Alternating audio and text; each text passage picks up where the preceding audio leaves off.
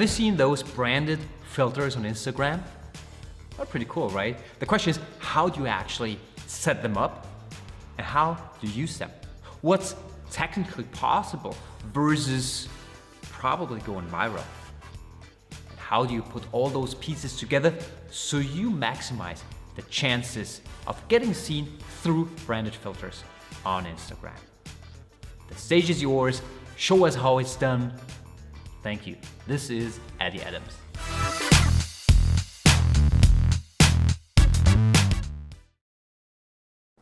Hello, my name is Eddie Adams and I'm a filter creator and a 3D motion designer based in Seattle, Washington. I've been in the advertising industry for over a decade, working on TV commercials and TV show titles. And working in this space for so long, I got really comfortable in 3D. So thankfully, my transition between 3D and augmented reality was really seamless. The fundamentals between the two are pretty similar. You have 3D models, which are the actual shapes you use. You have textures, which are the images you put on those models. Then you have animation, which is how you get things moving and animated around. And then you have lighting, which you kind of put 3D virtual lights in your scene and it illuminates your models. So all this together make a really immersive 3D or AR experience. So once I got really comfortable in AR, I started the Spark AR Masterclass, which is an online course for anyone in the world to jump on in for free and learn Spark AR, which is the platform for Instagram filters. And this course is structured around a 12-chapter narrative sci-fi kind of fantasy adventure that I wrote specifically for the course. And it's currently up to 1,000 users. So what is augmented reality? Well, AR is when you take CG or computer-generated elements and put them into the real world. And this can be done through glasses or through smartphones. So you might have shapes in your environment or sounds coming through a pair of glasses or headphones, or something haptic, like maybe you're wearing gloves or using an interface that has haptic features. And this can be used in a variety of different ways. You have medical training where you'll be able to see inside of a body without having to open it up. Or you can get driving directions. Google Maps is starting to use augmented reality just right away using your smartphone. And then there's also kind of more industrial uses for it, like industrial repair. You might have these big machines, tons of little doodads and bolts and nuts, and AR would let you see how to repair it, which things you need to twist. It might show instructions floating in space, or someone across the world might be able to look through your glasses and see what you're seeing. So it really opens up a world of different possibilities that were never able to be done before. But today we're going to be talking about Instagram filters. And it kind of boils down into two different types of effects. You have face effects and world effects. Face effects being at your face, and then world effects, you look through your camera or through your phone into the world and things are put on top of the screen. One example of a face filter is a makeup filter or a beauty filter. And this will add some skin smoothing around your face, and you can literally add any kind of makeup you want. You could paint it on all crazy or just have very traditional eyelashes, eyeliner, that sort of thing. Or you might take it the completely opposite direction and turn someone into an astronaut so they can truly be a pioneer. People just love to express themselves through filters, and that's why the face filters are a little bit more popular. Those are the ones that are going to be more viral. But on the other hand, you have world effects, which is where you look through your phone into your world. And this could include portals into different dimensions, or the interior of a clothing store that you could walk around and experience the products firsthand. Or it might be as simple as a dancing character on your desk, just to bring a little joy into your life. World effects are really experiential. It transports you into a different world. So today we're going to explore the 5 stages of making a successful branded Instagram filter. First, we'll start with discovery, which is all about understanding the platform and the capabilities of what's possible in Spark AR. And then we have ideation, which is coming up with the actual idea that you want to make. Then we'll move on to implementation, which is actually building the thing. This is where most of the effort will go in this whole process. Then we have submission, which is uploading your files to the Spark AR hub, which is where everything gets approved and kind of manage things from there. And then finally, we have promotion, which is really important. It's the place where you put a lot of energy to get your filter out there. Otherwise, no one's going to know it exists. First, we're going to start with discovery, which is all about understanding the capabilities and limitations of the platform. As a creator, I often have to educate my clients on what we can and can't do. And this starts with understanding the capabilities. In Spark, you can recognize facial gestures. So for instance, if I smile, you should see right below me, this little check mark goes on because it's attached to the smile patch. So I can smile or be angry, which is eyebrows lowered. And also every time I blink, you'll notice at the very bottom there, that little switch will flash. And with all these signals, I can trigger other animations or basically do anything inside of Spark AR. Then we have particle effects like rain and snow, fire and smoke, or my personal favorite, lasers. Then there's also audio effects where you can shift the pitch of the user's voice or add a little bit of reverb or echo. And all of this has to fit into a 4 megabyte file size limit for the whole filter. That includes all the features, all the functionality, and all the assets. So if you're working with 3D models and textures, you got to make sure to really compress those down. Another part of the discovery phase is understanding timelines. Just how long does it take to make a filter? Simple filters might take 1 to 5 days to make. A more complex filter could be 5 to 8 weeks. It really depends. You also have to account for the approval process time. Once you actually upload the filter, it can take 1 to 5 days to get it approved, so got to plan for that. Now up next, we're going to talk about brainstorming, as long as this storm stops.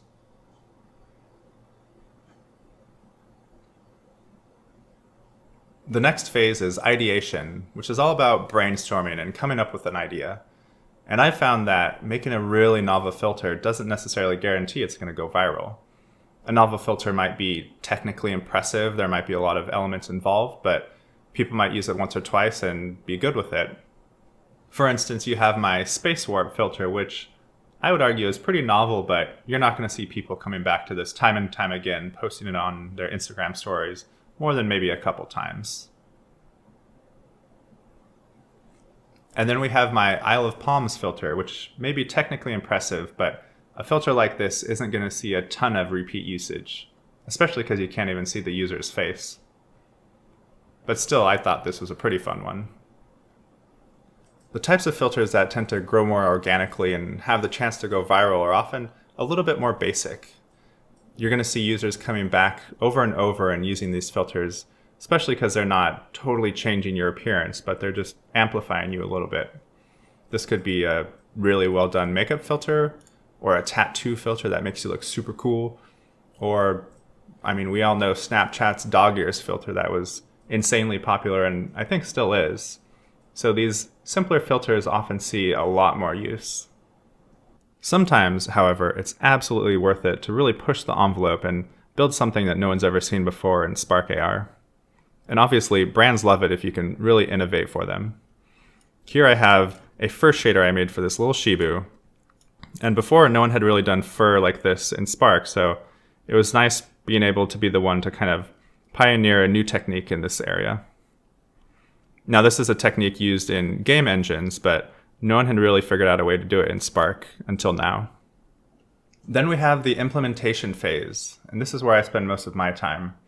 It's a phase where the whole filter is built from scratch. Assets are created, logic and interactivity is built in, and things can kind of be boiled down into 2 different buckets. We have asset creation, which you might make 3D models in a program like Blender or Cinema 4D or Maya. And then you have 2D images or textures, and those can be made in Photoshop or Affinity Photo, or if it's a texture for a 3D model, you might use Substance Painter.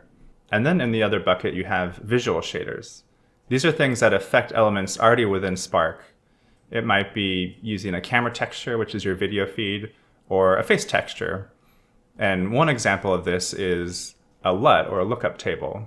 As you can see now, as I turn my head to left and right, it fades between 2 different LUTs. Another example would be film grain or noise that just adds a little bit of texture on top of your feed. Another example of a visual shader is using distortion to make a fire effect like this. It uses edge detection and motion to make this really cool fiery effect. So once your filter is starting to look pretty good, you want to start testing it right away. Ideally, you'll have multiple different devices to test on. iPhones and Androids, new ones, old ones, maybe a tablet like an iPad. All these different devices are going to be used to use your filters, so you want to make sure it runs really well on all of them. Some older devices don't necessarily do too well with specific features of Spark, so testing is really important. You also want to be unpredictable in your testing. When I make a filter, I know how it's built and I know what you're supposed to do, so it's a challenge for me to do what I'm not supposed to do, because who knows what other people are going to try. So try to be unpredictable in your testing. And now with the filter complete, we're on to the submission phase, which is where we export the files out of Spark and then upload them to the Spark AR Hub.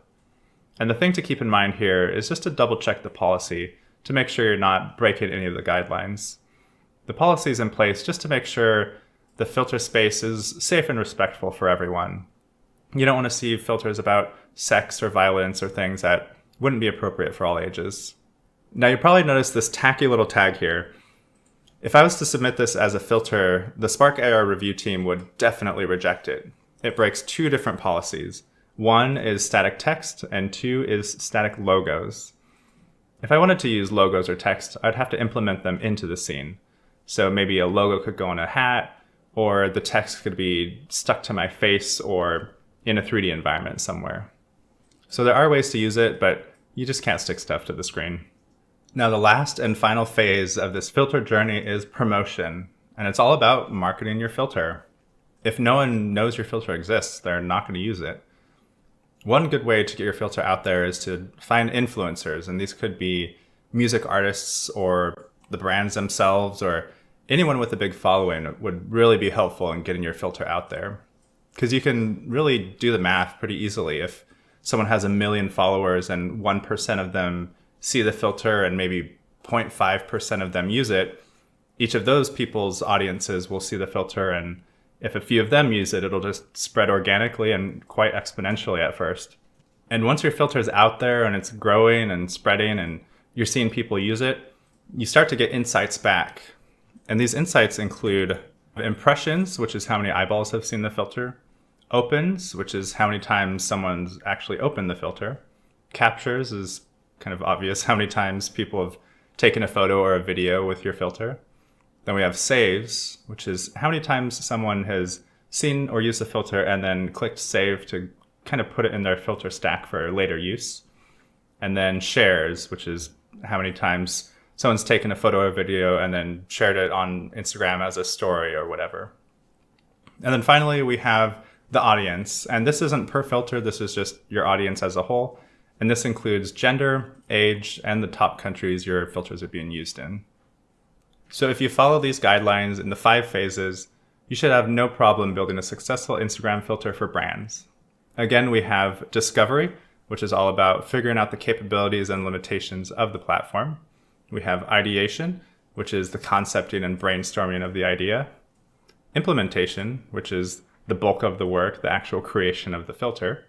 We have submission, which is where you upload your files to the Spark AR Hub and hopefully get them approved. And finally, promotion, which is just marketing your filter and getting it out there. With a thoughtful approach to this entire process, we have a chance to both make a living and bring delight to millions, if not billions, of people around the world. Thank you. Now for these last few minutes, I just want to walk through a few filters that I've made and just showcase some of the functionalities that are possible inside of Spark.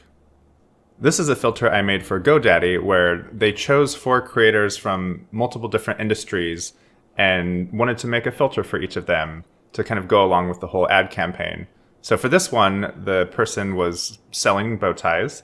And so if you tilt your head back, you get a nice little bow tie. Another creator that GoDaddy selected was a corn farmer. And the thing that made him unique was that his type of corn was orange and a little bit more, I guess, small batch. So if you turn your head in this one, you get a fun little hand-painted animation where the hat pops on and these corn cobs kind of pop out of nowhere. And then their branding appears above the head. Well, I suppose we should look at all 4 now that I've already done 2. So this is another from the GoDaddy campaign. And again, if you turn your head, it triggers this animation. You can see there's some little mountains back there, a little bit of parallax. But the fun part is if you move your head around, it shoots out all those little sunshines. So it just encourages people to be a little bit more animated and try to interact with it. And finally, this one.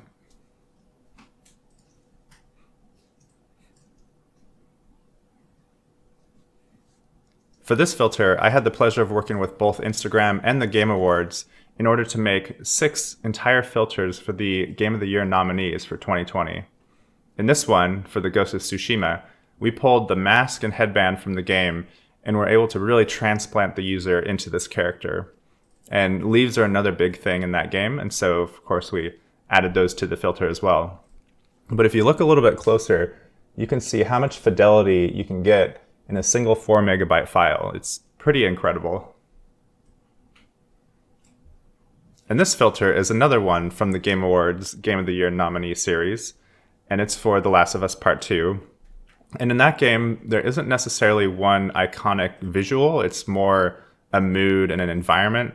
So we decided to just really embody that and add some sweat and rain and some dirt to the face. And the main character from that game has a little scar here and has freckles as well. So we pulled all that just to make a really immersive filter. And we designed it a little bit more for phones rather than tablets. That's why there's a little extra space here on the edges. In this filter for IMDb, we wanted to highlight some of the characters in the popular shows at the time. So we have, from The Witcher, Geralt. And you can see here, the hair is rigged so it actually stays on your shoulders. It doesn't just, stay locked to your face, which was quite a challenge. Working with hair in AR or even in 3D is always quite tricky. Then we have Moira from Schitt's Creek. This is just a very basic makeup filter, but that's what we decided. And I forget the character's name for this, but it's from The Boys, and you can see there's little flares tracked to the eyeballs, and they should turn off when the eyes are closed. It's kind of hard for me to tell if they're turning off, but that was the plan for that. And this last one is Baby Yoda, and I didn't actually create this. I worked with someone else that did, but it's pretty incredible, so I thought I'd show it anyway.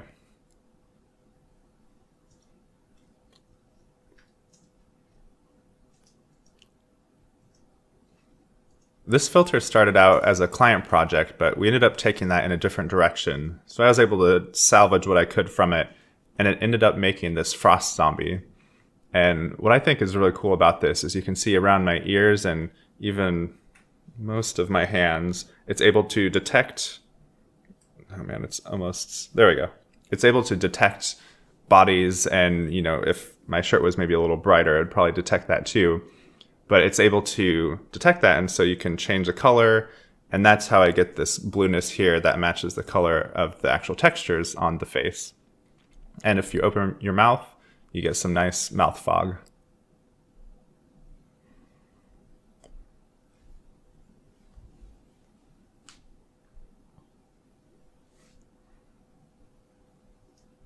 As a big fan of the Beatles, I thought it'd be a really fun opportunity to try to recreate some of their album art in augmented reality. So here we have With the Beatles, where all 4 of the Beatles are replaced with the user. And if I move back or maybe down a little, you can see there's a whole record player up there. It's all fully 3D.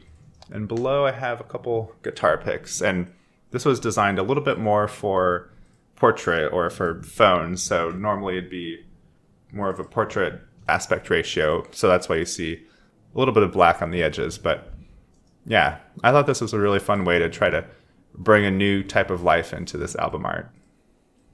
In this one, I wanted to see how much I could pack into one filter. So I downloaded this whole environment offline. I didn't build it myself, but I compressed all the textures and I made sure everything was as lightweight as possible. And in the end, I was able to fit a massive amount of stuff into this kitchen. Like as I move around, you can see all the depth back there. If I scoot back, you can kind of see it as a whole. But yeah, it just goes to show you how 4 megabytes is really limiting, but you can still pack a lot of stuff in there and add a lot of functionality, just like this floppy hat. So this filter has a bit of a funny story. Several years ago, I used photogrammetry, which is where you take 100, maybe even 200 photos of a person or an object, and then put it into the computer, and it generates a 3D model out of it. And with that model, you can rig it or optimize it. And in this case, I uploaded it to a 3D marketplace called Sketchfab, and someone else downloaded it and optimized it even further and made it essentially game ready or real-time ready. And so I was able to get it back from that artist and put it into AR and make a filter out of it. And as you can see on the shoulders, I baked all the lighting in. The lighting isn't happening inside of Spark, so it's actually all baked into the textures. And that let me add a lot more realism to it, more than what you'd normally get with a standard material inside of Spark. And what I thought was really neat about this is that the rigging of the head and the neck is pretty accurate. So as I move around, it's not perfect, but you can see it looks, passable. And same with the mouth. The mouth is pretty rough. You can't really see it moving unless I really open my mouth. But hey, it's a start. And I just did this for fun, so I didn't have any clients or expectations behind it. Now this filter for Iconopop is for a song that was just about to come out. And they sent over the music video rough cut so I could get a sense of the style and the environments. And they actually filmed it inside of a museum, and the museum was full of statues. And so I built this whole environment and these statues based around that. And so the user gets transplanted into these statues and controls both the foreground and both of the rear statues. And if you look really closely, there's a lot of detail in those rear statues. So again, it's pretty incredible how much you can fit into those 4 megabytes. And whenever I get the opportunity, I always try to add some lasers to basically anything I'm making. Now here's a fun filter I made for King Arthur Flour, or King Arthur Baking now. I think they changed their name. But as you can see, a piece of dough floats down, and as you move, a little bit of flour falls off of it. And if you open your mouth, the oven will match the openness of your mouth, and then you'll see what happens, and then you have to close your mouth to continue. So I'll go through the process.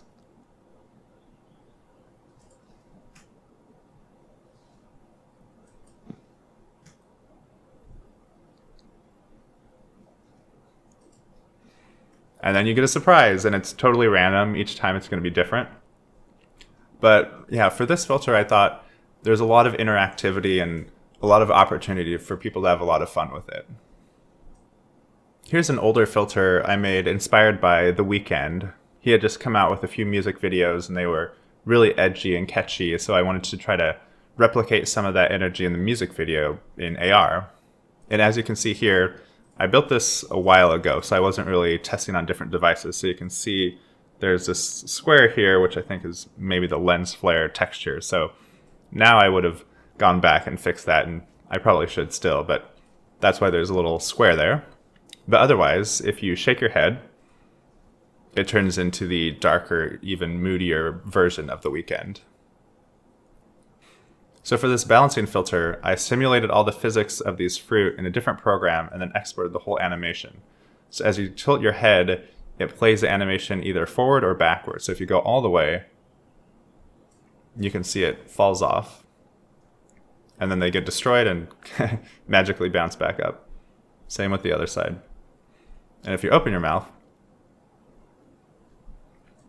So those were just a few of the filters I've made over the last couple of years.